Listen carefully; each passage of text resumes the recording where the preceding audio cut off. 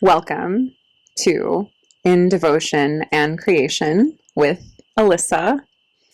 I feel so honored to have a very special guest with me today and my first live in-person interview conversation with this beautiful woman, this beautiful creature, and just powerhouse of a being, Ginger Kern. So we are currently in Austin, Texas, and I lived here from 2011 to 2018. Ginger and I met for the first time yesterday in person, live in person. To be clear. Yes. And we, so she's visiting from Boulder, Colorado, which is also, funnily enough, a place that I used to live. I love all the threads here. Mm-hmm. And I just felt so excited for her to come visit Austin. And when I found out that she was going to be here, I knew that I had to come and meet her. And I knew that it would be really special to share little bits of Austin life with her. And yeah, I'm so excited for us to talk and see where this conversation goes. We encountered each other through a beloved mentor that I've mentioned many times before on this podcast already, Jillian Pothier. I don't actually know if we were in, I don't remember you inside her programs, but I just remember the echoes of the name Ginger Kern inside the Ginger. Yes, exactly. Like not creepy at all. No. It was much more mysterious, and I slowly entered my way into the web of this, again, creature. And it's just been really special, and I'm looking forward to where this conversation goes, because truly what's on my heart, devotional union, what does that mean? Relations between men and women, why it's important, why, oh my God, we could go on for hours, but I mean, God, truth, this powerful phrase that you introduced me to, fidelity to truth. There's so much that could be unpacked there. So this might be the first of several conversations. All that being said, welcome. And I would love to have you share, Ginger, who are you in the world? Thank you, Alyssa. It's such a pleasure to be on this very strange porch with you. Also having the first in-person live podcast experience with you feels really special to me, because there is that backdrop of actual kinship, like actual lineage kinship through Jillian's work, and probably through other women that we just haven't even spoken about yet. But no, my name is Ginger, and I run the ecosystem called Mythic Feminine. And as you know, my stewardship, or what I tend to in the world, is sort of threefold. I tend very dearly to my body. I tend to my beloved, who is working away over there. And then I tend to my women.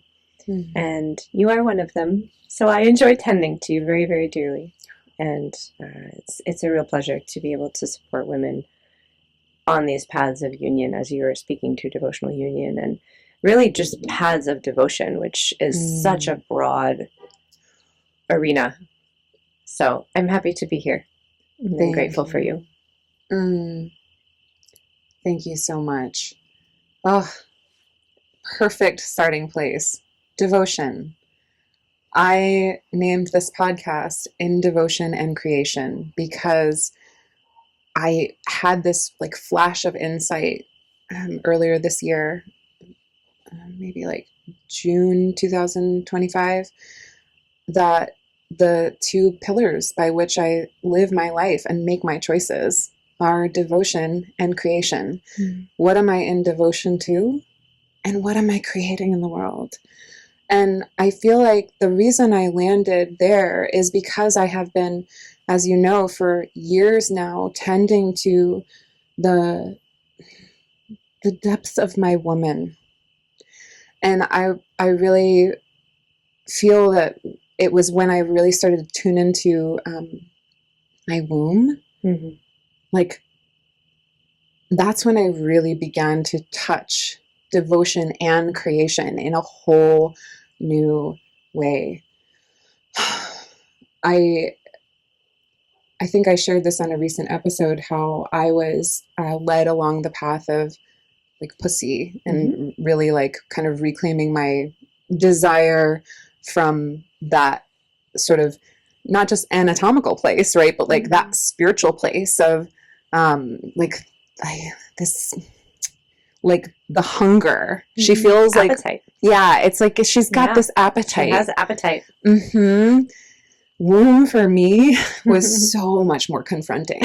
Like I avoided that for years. And it doesn't surprise me that it was really around the time that I started to get connected to my womb and to like my creational capacity as a woman that I started to really bring God back into the picture in my life. Like I don't see a way that those two things could be unbraided now. No. And it's just the wildest thing because like no one told me, you know. No, and I think this is why I feel so excited to connect with you and so many of the women that we know, and so many of the women that continue to come into our fields, is like, where are women talking about this? Like what it means to have and house the creational capacity that we have as women, not just to birth children, to birth everything, our whole lives, our relationships, to be the womb space in which civilization is built, frankly. Like, yeah. So wow, we're going in, by the way. We're just going in. So yeah, no preamble needed. I mean, when we enter the womb, it's a cosmic and vast creational place. So it's so true. And it feels so good to be there. So yeah, I'm so curious to hear, like, is there a connection for you? I mean, of course there's a connection for you with like devotion and like womb and your creational capacity as a woman. I'd be so curious to know, what that is for you. Yeah, it's very felt. It's very sensational. Like even as you were speaking, to just starting to speak about it, I have so much sensation in my pelvis right now. I'm just like, whoa, there she is. Like, and I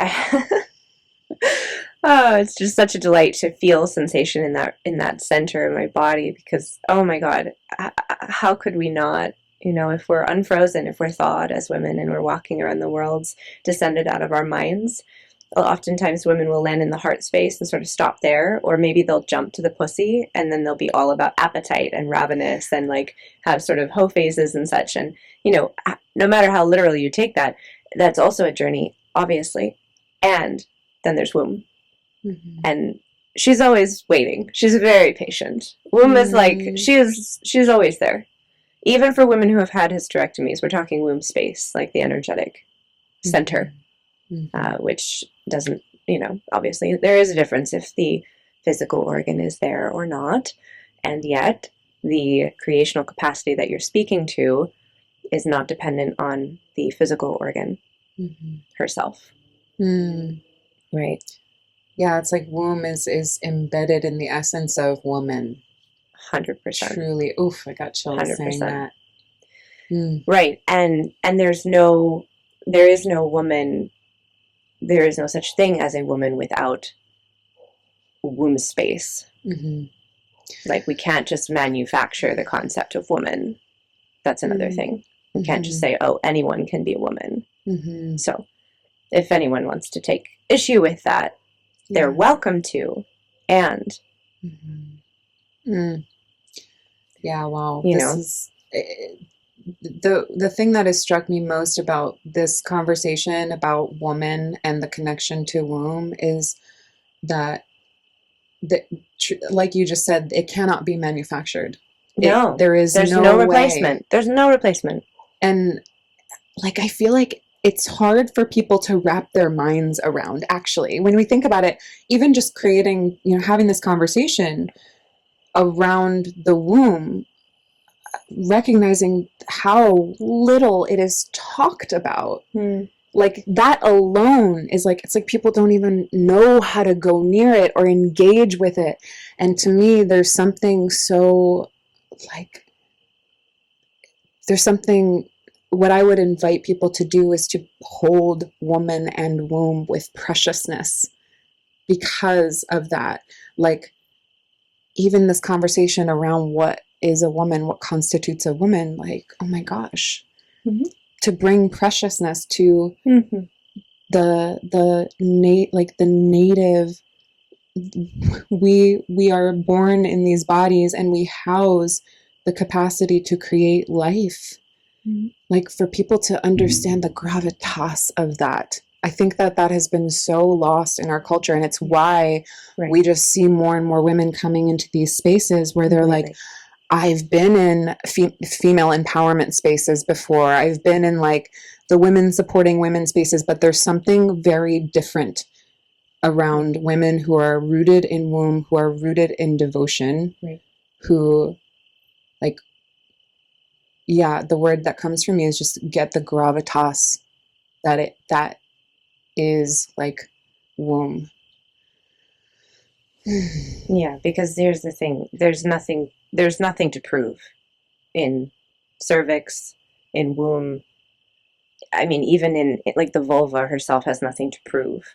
Appetite, hunger, maybe there are threads of proving or performing that can sort of sneakily get in the mix, but when you're actually just anchored in womb, there's literally nothing to prove. So why wouldn't we be anchored there?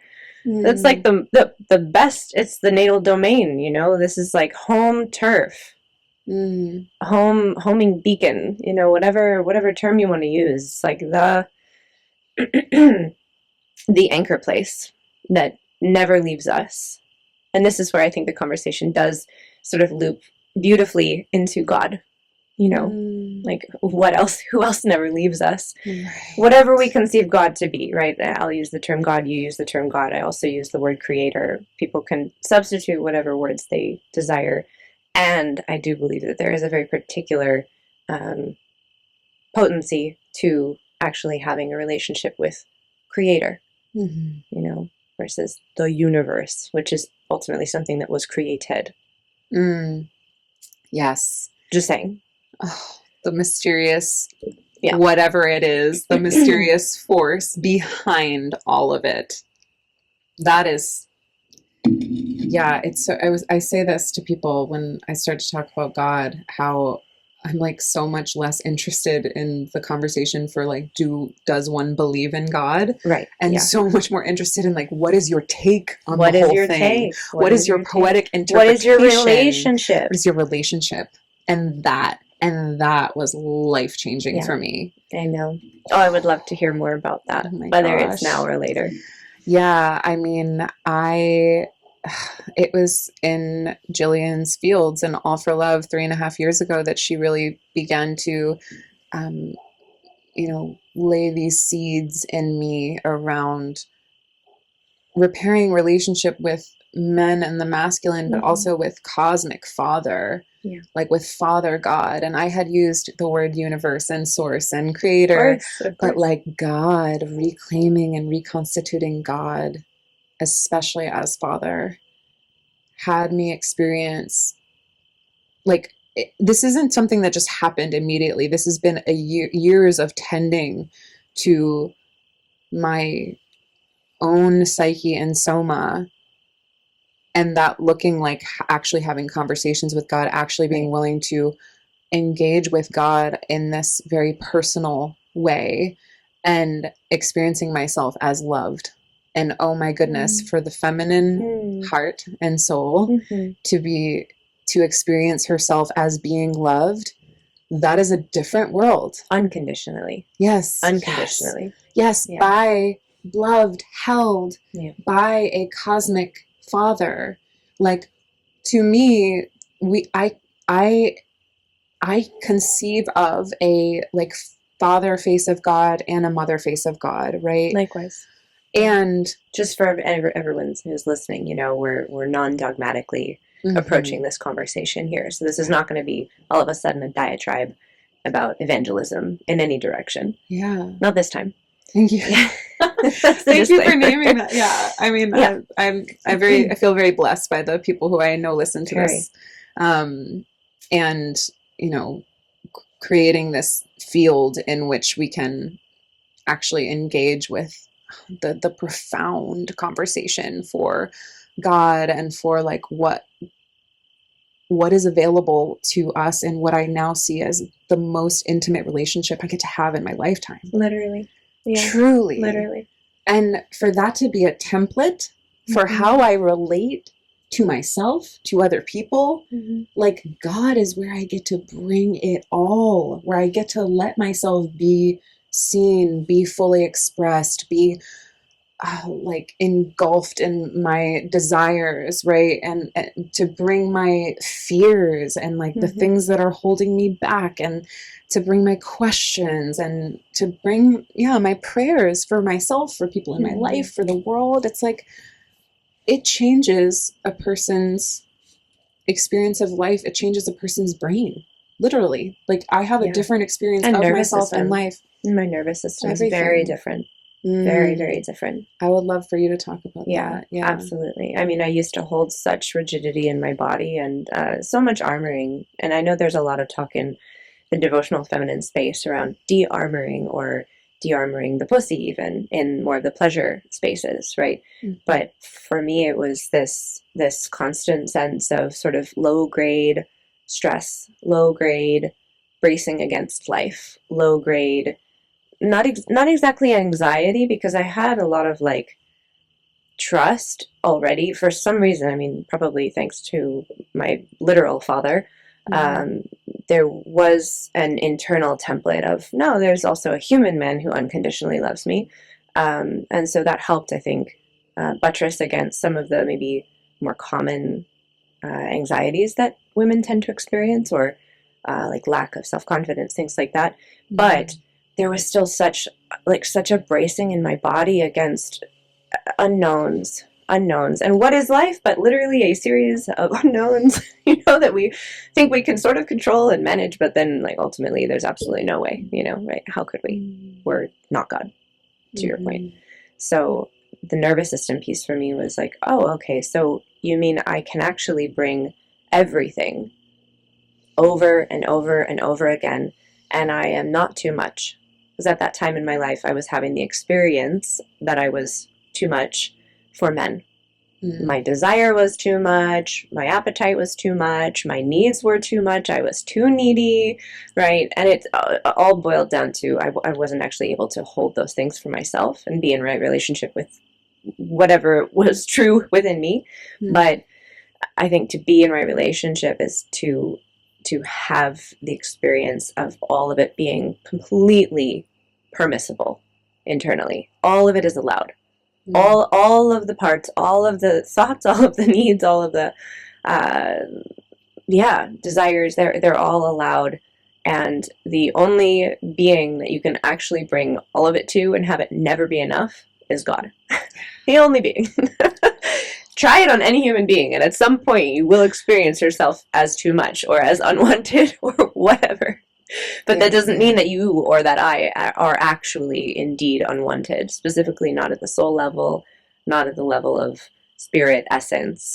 Speaking of cherishing, cherishing ourselves, cherishing our essence. So, already getting into kind of the ethers here, but here we go. I love it. Something that's coming up for me is honestly the word codependency, and how I went through a period of recognizing those kinds of patterns in myself. And I've had many people in my life who have had the same experience of like recognizing those, patterns of just, making another person like the center of their world, and like expecting so much of them, expecting, having this anxiety around like needing to be perfect or needing them to be perfect. And there's just like this obsession with this other mortal individual.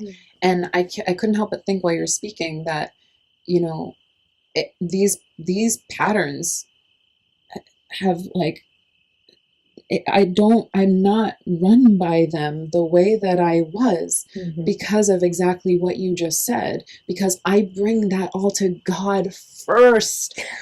First. Shocker. Like right? Wow, plot twist. Wait, you can do that? You can do that. And that's also, by the way, totally possible. Even if you believe that there is no God, you can still bring all of that to your concept of there is no God.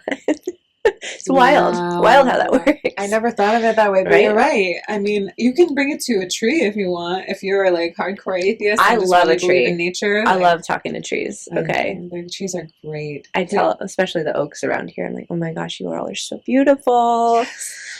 Pray for them too. The tree beings, yes. Also, just side note on trees, because we love trees. I really, and actually this connects. I love when I go for walks, like I will put my hands on trees and I will like lean my spine up against a tree. And what that does for my soma is give me an experience of being held by a physical thing that is bigger than I am, that is alive.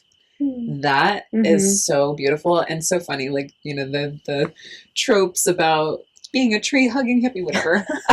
I'm not usually hugging the trees. I'm doing the same thing. I'm like leaning on the trees. Have you ever leaned up against a redwood or sat at the base? Oh, yes. I got to do that this summer. Mother God, right? Oh. Yeah. I mean, I cried. I just stayed there for an hour and just cried and received. And it's so beautiful. We are a bunch of hippies, but we're also Randian objectivists. So those two things may be slightly contradictory. Also, like, also God lovers. Like, we are nuanced up in here. Yeah. But I love it. We go everywhere, you know. We go everywhere. We do. This is what it is to be someone who navigates the terrain of the soul. Yeah. Well said. Yeah. Truly. And it's why women like you and I, and so many of the women that we know, like, can't be boxed in. Can't. And people don't understand, right? Like, why they can't just call me I don't know. I think about, like, politics, for example, and just how people are so quick to, like, want to label and put things in boxes. And I'm like, you know, even just with, you know, career. For sure. Like, I'm so excited for what I get to do in the world, but there's so much more to my being than that. And it's so, I'm grateful for people who can hold the multitudes, you know? And I think there are, I mean, the vast majority of women, human beings, like if we're actually attuned to following those threads of truth, like the threads, they're multivariate. If we're really tracking just pulses of truth, then they will take us in wide ranges. I mean, the thread of truth, the pulse of truth will take us everywhere. And it's less about preconceptualizing, okay, what am I going to do with my life? What's my 5-year plan? What if I check these boxes? Like, what should I do next? What about, you know, what Alyssa thinks of me? You know, should I change my plan based on what she thinks of me or what you all think of me? You know, that would be external orientation. Why would we do that if we can, again, this is like the down and in part of womb, especially for women. For men, it's a slightly different journey as far as I've mapped it. But for women, if your internal orientation is all the way anchored down here in your body, it would take a massive force to try and pull you out of it. It would take so much effort to try and to have you leave yourself. Yeah. Or betray yourself. Why would we do that when we can actually just have it all within and with God? And it's a very rebellious place to sit or stand, which is why, you know, some folks don't really like it very much, but that's fine. They can deal with it. Wait, say. Well, so if you're uncontrollable, right, what happens? People don't like that, do they? And it's not even being uncontrollable from a rebellious standpoint actively, right? Because you're not raging against any machine whatsoever. It's a totally different energetic. You're actually just rested in your being, and you're like, here I am. This is apparently the vessel that I get to animate through in this lifetime. That's apparently the vessel that you get to, you know, do all of your creations through in this lifetime. Why would you be looking anywhere else other than down and in, you know, into your own spirit and then like bringing forth whatever is there to bring forth? Why would you be looking anywhere else other than there or like in your relationship with God? There's nowhere else to look. For inspiration, sure. I mean, we can look to each other for kinship and sisterhood Sure. and inspiration, but yeah, it's just there's no place for any grabby hook to land in you and manipulate you off center if you're actually anchored down in there. Yes. Bingo. So Being anchored within like oneself. And so as you were speaking, I'm just thinking about all the women who, and I've been one of them, who are so externally oriented. we all start that So, way, though. right. We have to, right? Exactly. Literally, as children, we are, Mm, you know. mm. So Well, because I mean, even as children, it's like we still had a interiority, Mhm. but we had our survival was dependent on. yeah, it's merged with mom. Yeah, exactly. It's totally dependent on mom. What's mom doing? Yeah. Is mom okay? Is mom happy? Oh my gosh. It's complete. It's totally fine. It's not a problem to be Right. externally oriented to a point, you know. Right. And then through various life initiations, most of us realize at some point or another that that actually doesn't work. To, you know, from a sustainability perspective, as adults, And even beyond like sustainability, it's like for creation, Yeah, for those for- threads of devotion that you Yeah. care so deeply about. exactly. And for me, oh my God, I'm gonna get so excited talking about this. It's like She's so that cute. is. This is the little girl coming out. We love it. I can't help myself. I can't help myself. All right. I thought we promised we wouldn't do accents. I mean, I lived in Texas for 7 years. I That picked is up a true. little bit of an accent. I got the New York, Texas something or other. I don't know. You're also a DJ, so you can remix things. Yeah, I love that. I was like a DJ in so many ways before. Yeah, multidimensionally a right. DJ. Yeah, exactly. It's very fitting. So women, I mean, just people, but we're talking about women being willing to make that journey inward, being willing to like actually go yin, as I like to say. I think Jillian introduced that like sort of phrase to me. But yeah, like to actually bring attention to the body, to the felt sense. This is why I really enjoy when I work with women, having them close their eyes or like wear eye masks and literally just practice feeling yourself with no external like stimulation, right? But actually going inward and beginning to track sensation in the body. Like that alone can be so confronting. Yeah. Because I think part of the reason why is because, and this was true for me, when I started to do that, I had to grapple with the grief of how much of my life I spent not actually feeling myself and being so caught in what other people needed or wanted, or like how I was being valued or seen or perceived by other people, that, oh my gosh, the grief when I actually started to go in and ask, like, what do I feel? What do I actually desire here? When I really pay attention and listen. And the truth is that it's possible that doing that will have a woman, as it did for me, have to confront that she has created a life that is not the life that she wants to live. And that's really hard. And I will say right now, this is why it is so important to have actual sisterhood of women who are rooted in the earth, in God, in their own wombs, in their heart, in their feminine core, like so key. And yeah, because when a woman faces that truth in herself of how little she's felt herself, how little she's acknowledged her own desires, and the choices that she's made that have led to a life that doesn't feel like hers, that doesn't feel like, it's just not a reflection of what she wants. It's going to take time to bring correction, right? It's going to take making different choices. And I will tell you right now, and I'm sure that you agree. Like, it is worth it. It is 1,000%. It's it, 1,000,000,000, 1,000,000,000 bazillion, kajillion, beyond worth it. Because you guys, like, it's like this is the one life. This is okay. There's one life in this body. This is the one life in this body. But that's still quite a lot, right? It's a lot. It's a lot to work with. It's a lot. We don't know what happens beyond this. Yeah, you definitely don't get to be Alyssa again. Let's put it that way.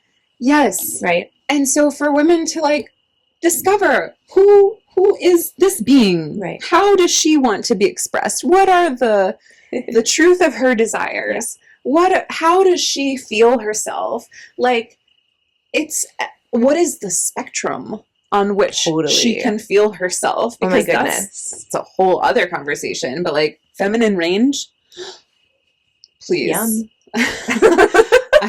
I would love to hear like what is your for someone who doesn't have a perception of like what do you mean by feminine range? Feminine range. Mm-hmm. Okay, so the way that you are viewing Alyssa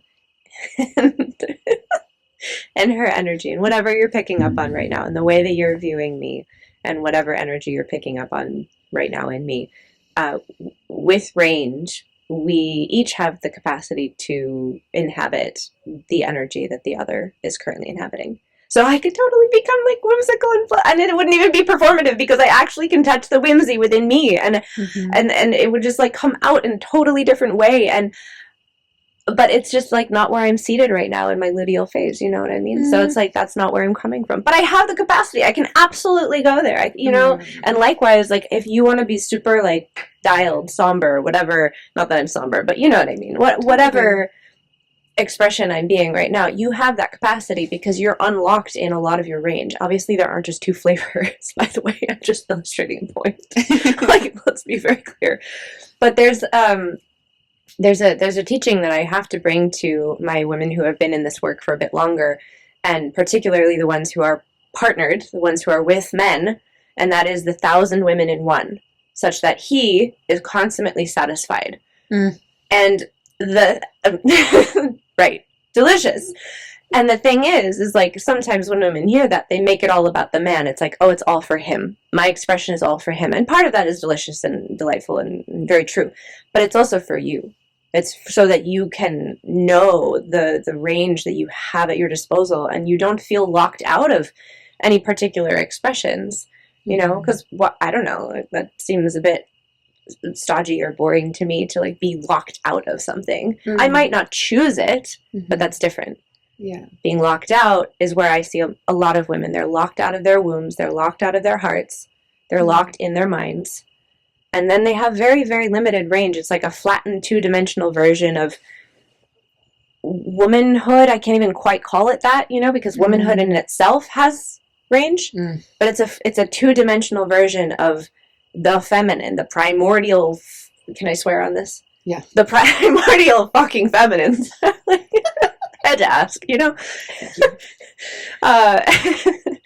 And the problem with that is also that flattened two-dimensional version of the feminine is then what men come into contact with and either are entrained to and to like try and to expect that flattened version. Also birth control contributes to that. That's a different topic.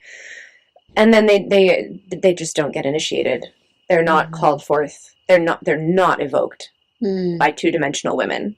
It's just not happening. And then where do they turn to? Because they have very valid needs and hungers and appetites. Where do they turn to? They turn to wherever they can find range. And there are many places to find various textures, tones, flavors, colors of range. Right? Yes. But why not just integrate it? Why not just actually like have the whole menagerie within, you know? And this is what I got really excited before, and I think we then talked about, or you talked about how cute I was or something. You are very precious. But I'm a goon, you guys. I'm such a goon. Totally. I can vouch for I'm this. all of it. Yeah. But what I was going to say is it's so erotic. Yeah. It is life force being expressed through us in the range through which we may express life force.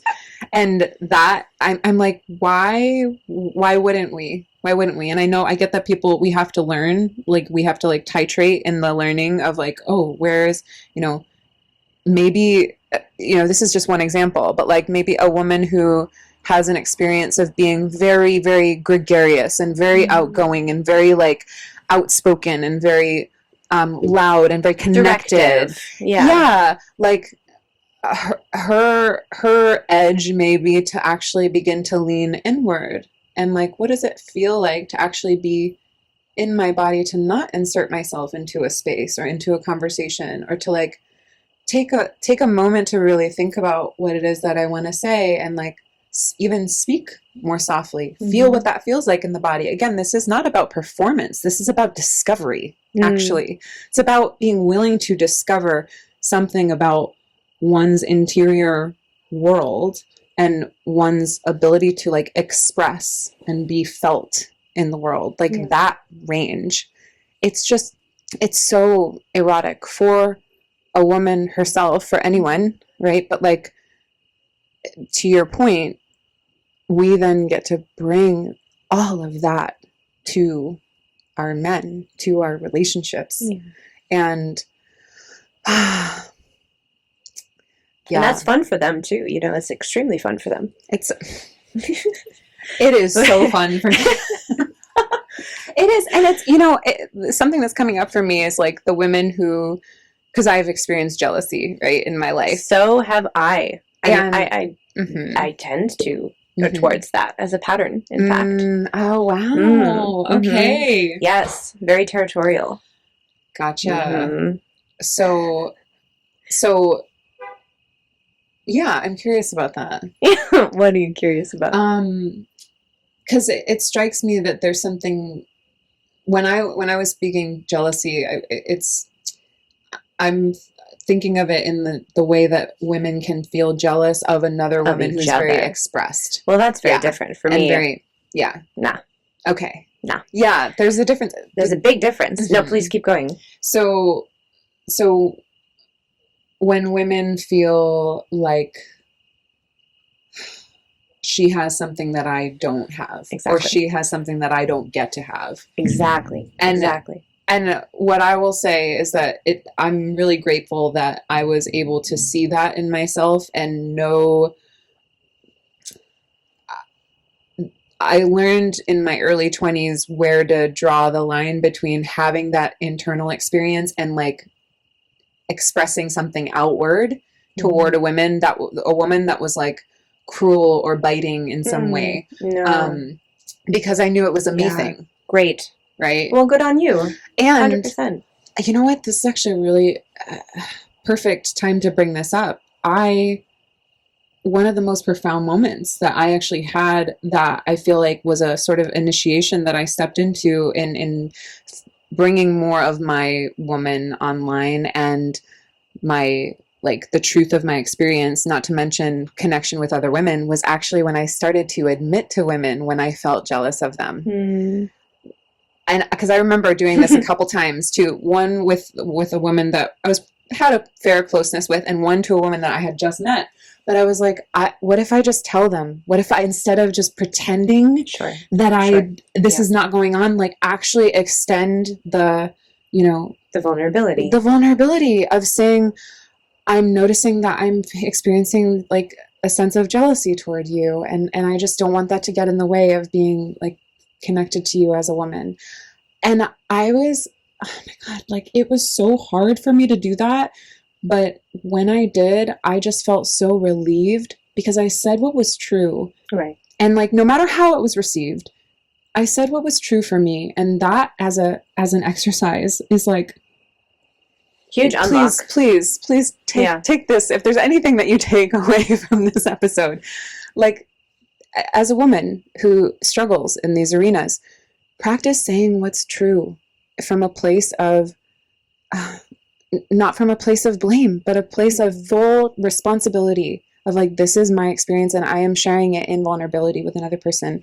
And by the way, those instances, I was so beautifully received. Like the women, I'm sure. their hearts just opened and they Yeah. were like, oh my gosh, thank you for sharing that. And it's just, how sweet is that? Right? If they had reacted in any kind of way, like that was, you know, cruel Untowards. in some way. Yeah, exactly. The thing about being vulnerable is it's like true vulnerability doesn't expect a reaction, doesn't expect like some kind or a response. It doesn't need it. a particular type of reaction. It's just, it is what it is. It is what it is. It's just being shared. Yeah. So yeah, that was kind of what I was thinking in the moment. I love that. Jealousy. Well, hold that thread for a moment though, because what is jealousy but desire contorted? It's just desire. It's a flag for desire. Yeah. Why would we be jealous of something we didn't desire? So can we be really honest about the fact that we actually want that thing or that quality or that way of being or whatever it is? And then if that is a jump, a leap that we can make internally, it just all of a sudden becomes so much easier to say, oh my gosh, I actually desire that. What she has or what she's got going on. Oh, I love that. I'm no longer jealous of it. I want it. Yes. And then it's a much more like, speaking of vulnerability, it's a much more sort of frank conversation then that you can have with yourself internally about your wants. And also perhaps, you know, if it's something that maybe you haven't developed the capacity to even really receive, you can have a different conversation with yourself and say, okay, who would I need to be to receive that? Yes, wherever there is this like tangled mess of emotion or sensation, right? There's power there. Always. If we own it, if we ground it, if we're responsible with it, and if we like allow ourselves to like unfurl it and be worked by it. Yes. Yes. There's so much life force there. And yeah. Wow. Wild. Yeah, no, I said the jealous piece. I'm like, I'm a very jealous woman in terms of like, I just have that pattern in me where I don't know if it's, like I mentioned, territorial earlier. I don't know where it comes from, actually. Like, I've looked and it almost feels ancestral. Like, it feels so connected to my warrior within, which I have a very close relationship with my warrioress. Yeah. And she's almost like a little bit akin to sort of like protectress of the tribe, like Mama Bear. And you know Martine DeLuna, right? Also fellow co-conspirator. We love you, Martine. She like holds down the fort in the Philippines for everyone on that half of the world. Wonderful woman. And she speaks a lot from the German New Medicine perspective around territory. So when I say territorial, I mean it in the sense that, you know, I'm territorial in a very biological way. Yeah. So I'm really oriented to my inner world, my emotions, my feelings, sensations, and then to anyone that I can sort of conceive of as my brood, even though they're not like my physical children. I don't yet have children physically, but anyone that I am taking care of, you know. And so it's almost like a misnomer to say jealousy in that regard, because when I get territorial, I'm like, no, I fucking care about this. Yeah. Like, don't mess with my territory. And then, of course, yes, that extends to my beloved. And I'm like, do not mess with my man. Like, don't even think about it, you know? And it's just funny because I think in every pair, there is one person who usually runs a bit more of that energetic and one who runs a bit less. And in our pairing, it just happens to be me. So, like, he has nothing about it. He's not a jealous person whatsoever. Like, he doesn't have that sort of constellation within him. But he does have warrior within him. So it's just interesting to see how, you know, all the parts play together. Yeah. Yeah, I love the word territorial. Like gets something in me, right? Like it like touches something. It's so rightful. Yeah. It's right. Like, it speaks to the animal body. Yeah, exactly. Like you called me a creature at the beginning. Yeah. I am fully in approval of my criatura. You know? Like fully. And I think that's another key, like an unlock for women to remember, to recall that not only are we these, you know, these women, right? Like walking around and moving around the world, swaying our hips and causing everyone to gaze our way. But we're also mammals. We're also females of the species. We are female mammals, obviously. Right. And it's like, it's such an obvious thing, but it begs repeating because we run around the world as if we're not animals. But I mean, that's in part a good thing, of course, you know, higher impulses and such, but why would we cut ourselves off from biology when that is the base layer of what we're working with as an operating system? Like, yes, vital signs, right? Vitality. And then we speak about values of health and vitality and longevity and everything that, you know, presumably you and probably all of your listeners care about or say they care about, you know. So not to skip over biology and not to think that we're the same as men, not to make up that we can have sex the same way that men can and have no consequences. We are females of the species. We have different hormones. We have different brain chemistry, you know, just things that happen when we orgasm with a man, for example. Right? Yes. And on and on and on. It's a very rational thing to be a human that is integrated in the sense that we have the spiritual domain that we can play in. Completely. We have the intellectual domains that we can play in. You know, we have the heart field and like the connection, relational connection with other people. But then we have the instinctual, biological, like flesh, bone, blood, what we are made of, our DNA, like all that evolution has shaped us to be in our animal body. Like to have all of those like survival aspects of self. Survival based everything, you know, what's the point? Yeah, we have spiritual impulses, of course, and also we do need to continue living. Right? So, and giving your body what it needs, what she needs. If I had $100 for every time I told one of my clients just my list of like questions of needs check-in, I'm just going to do this for all of you, okay? Like listening at home. Especially if you're just listening to this on the go and you're running around like a chicken with your head cut off, you know, if you're feeling dysregulated or if you have had a fight with your partner lately and you're like, what is going on? The world's ending, or you just feel off. Have you slept? Have you had water in the last hour? Have you had protein? Have you had enough protein? Ladies, you are not getting enough protein. I'm going to tell you straight up. Most of you, if you're not tracking it, you're not getting enough protein. Have you had cuddles, touch? Have you seen the sun?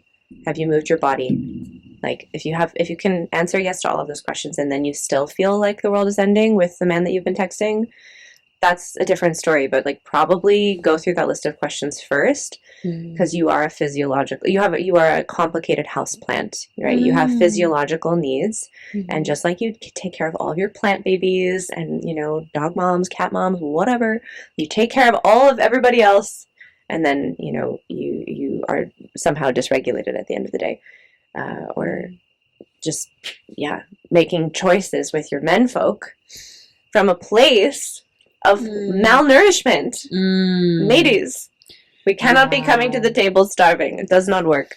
Oh my goodness. This is, yes. It doesn't work. Feminine responsibility. Let's go. 101. Like, just rev that engine. Let's get into it. How do you conceptualize? How do you feel? How do you experience feminine responsibility? Ooh. Do tell. Oh, that's a good question. Yeah, who's the interviewer now? Taking responsibility for this. Yeah. Go right ahead, madam. Go right ahead. Gosh, supreme feminine responsibility. It's goodness. What's coming up for me is just the ways that I used to sit on my high horse about like how I was living my life versus how other people were living theirs. The ways that I used to make choices without really actually thinking about the consequences, but just kind of going off of like the impulse and, well, it's what I want to do and it feels good in my body or whatever, you know. And I think feminine responsibility is recognizing that I am the shepherd of this being and that requires something of me. Like that actually requires consciousness of truly what are the choices that I'm making. So here's one example. I used to smoke weed pretty regularly and drink. and I also smoked cigarettes, not like, it wasn't like every day for years. She smoked cigarettes romantically. I've never heard it said that way, but yeah, totally once. I knew what you meant. I had that era, and I was in denial about it. Of course. You know, because you were doing it romantically. Right. Right. But yes, exactly. Because yeah. So the taking responsibility was like actually paying attention to, how is this making my body feel? Right. And then what I learned was, and this just applies in all kinds of situations of things that, you know, one would take responsibility for. It didn't work to beat myself up. Go figure. No. Didn't work. What did work was, it sounds so simple, but truly becoming conscious of the choices that I was making. So when I stopped drinking and smoking, I think it's been almost 4 years now, 3 years, 4 years. What I did was I started to notice every time I would drink and every time I would smoke, I would literally just say to myself, oh, interesting. I'm choosing to drink. I'm choosing to smoke right now. Like I would just notice, and I would even pay attention to how my physiology like shifted when I had that experience. And I did this every day for probably 6 weeks. And I woke up one day and I was like, I'm going to make a different choice. And I stopped. And it's been years. And I think that applies in so many ways for us humans, period, taking responsibility. But feminine responsibility for women is like being responsible for our soma, for our bodies, for our wombs, for who we allow into our bodies, for the process by which we allow a person into our body, into our field, into like our relational fields, you know. And I am someone who struggled for a long time with like having really porous boundaries, I would say. And so it was like I didn't have, there were ways that I didn't know that I could say no. Right. And I had to get in right relationship with, again, the choices I was making, the consequences, and that I could begin to say no and experiment with what that was like. Right. Same thing with like my sexual life, because I used to be non-monogamous, and I used to, you know, have a much more, permissive, perhaps. Relationship with my sexuality. And it was a stretch for me to begin to truly say no, and to know, for example, that if I invite a man, you know, into like a private space, or I go into a private space with him, I am so much more, like I'm infinitely more likely to have a sexual experience with him. So don't do that. Actually, like, let's practice not doing that. Beautiful. And actually what I learned from that is, first of all, how much life force there is in like everything that leads up to the sex. How much joy and like juice and just aliveness. Speaking of range, right? Yeah. And oh my gosh, it's like when I would just collapse into the sex, then it would be over, and I would feel this, you know, well, where is he? And he's not around, right? Or like I would, if I was in a relationship with somebody, it was like I would be so graspy, because, and that's usually that's really because I entered into relationships very quickly, and I had sex very quickly, and I got bonded very quickly, right? So again, bringing this back to like feminine responsibility, it is taking responsibility for the multi-dimensional nature of my womanhood, my spiritual connection, my connection with God that anchors me, my connection with my own body, understanding my body's rhythms, understanding my cycle, honoring my cycle. It's a whole other conversation. Like actually learning about my own menstrual cycle and the different ways that I am to like tend to myself inside of that. Let alone tracking fertility, actually touching our own cervical fluids, having a relationship with our cervix, sovereign conception, sovereign birth control, although I hesitate to use the word control because it's not about control, actually. That's a good point. Right? Yeah. Such a misnomer. Words are so important to me, can you tell? And to you as well. I mean, you're a writer as well, so at least in my view. Thank you. I appreciate that. Singer-songwriter extraordinaire. So we have traversed much of the terrain of woman, and yet there's still so much. There's still so much. This feels like such a beginning. It's an amuse-bouche. Appetizer. I think Pre-appetizer, really. Pre-appetizer. Yeah. Oh, I love that. It's just to like wet the tongue, you know, awaken the salivary glands. Thank you. You're so welcome. So, because I had mentioned this earlier, I would love to end on this note of this phrase that you dropped in for me that I felt so deeply moved by. And that is, I feel like there's been a thread here throughout the whole conversation of one being infidelity to truth.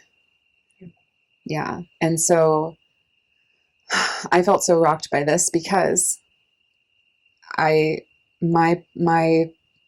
perception of it is this idea of like being oriented, being willing to be oriented to that which is true. That it's not always necessarily about claiming what is true, but that I have a loyalty to it, and that journey is important to me. That like it's just discovery. It's like being willing to be in discovery, but to like capital T truth. Right. Yes.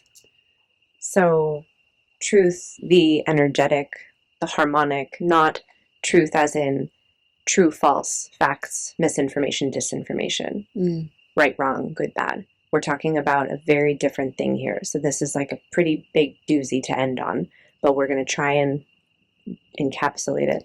Maybe it'll just, it's just going to percolate. Yeah, exactly.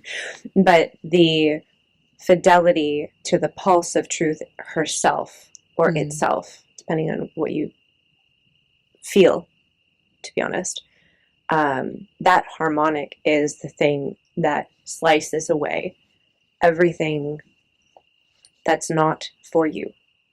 It's the journey, this arc that you're describing, the experiment, the process of, you're not claiming that you are the ultimate source of truth.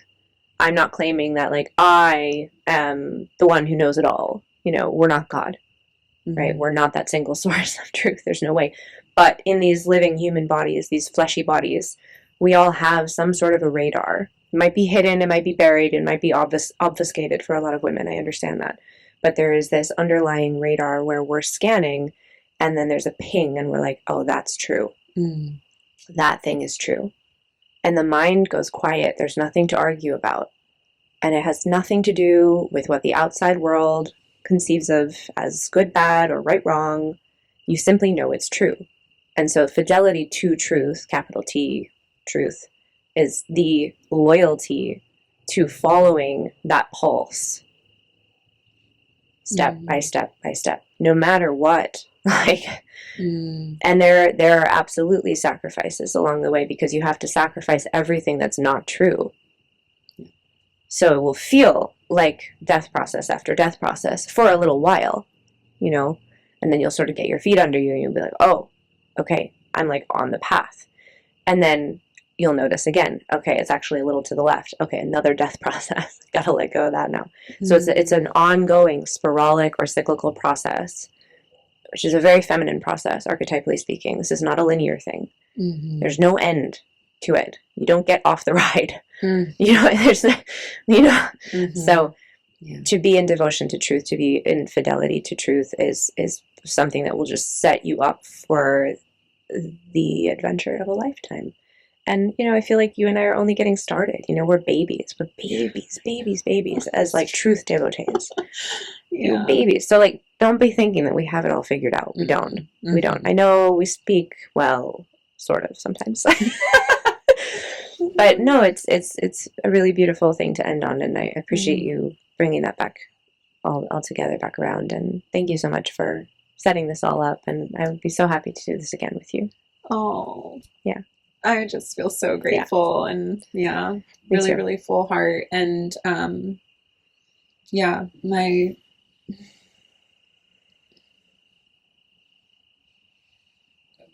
the ways that you and women like yourself like have contributed to my life as a woman and my trajectory. I want that for all women. I want that for all women. And I would love to have you share how people can get connected to you. Yeah. Yeah. Thank you. Mm-hmm. Yeah. Easiest to find me online. Instagram is @mythic.feminine. I'm sure you'll put that in the show notes. Mm-hmm. And you can hop on my email list. I know it's a very commonly stated phrase. I promise I only send good things. It's very rare, actually. Like, I don't write a lot of emails, you know what I mean? I prefer to just, like, actually have women in my spaces. Yeah. So, like, Soul Sanctuary, you're in Soul Sanctuary. Wonderful membership community. Women who are on the path, you know, and it's really all levels. Like, we have so many different women from very, very different walks of life in there. It's wild. Totally. And all around the world. Yeah. And then, you know, beyond that, there are more in-depth ways to journey with me. And I hope that maybe some of you will be a part of Chalice round 2. So find me on Instagram. Just come a little bit closer into the orbit if you want, right? If it's true for you. And if it's not true for you, then no worries. And thank you for being here, you know? Yeah. So. Beautiful. Yeah. Thank you so much. Oh, wow. Yay, wombs. Yes. Yay, wombs. Yay, women. And I'm so excited for more conversations with you and sending you all so much love and gratitude for being here and being inside this conversation. I trust that you know that I have the conversations I have on this podcast because I feel how important they are, and I always wanted to be a contribution to you. I'm so here for any comments, any questions that arise for any of you, and we'll see you again soon. Sending you so much love. Thank you.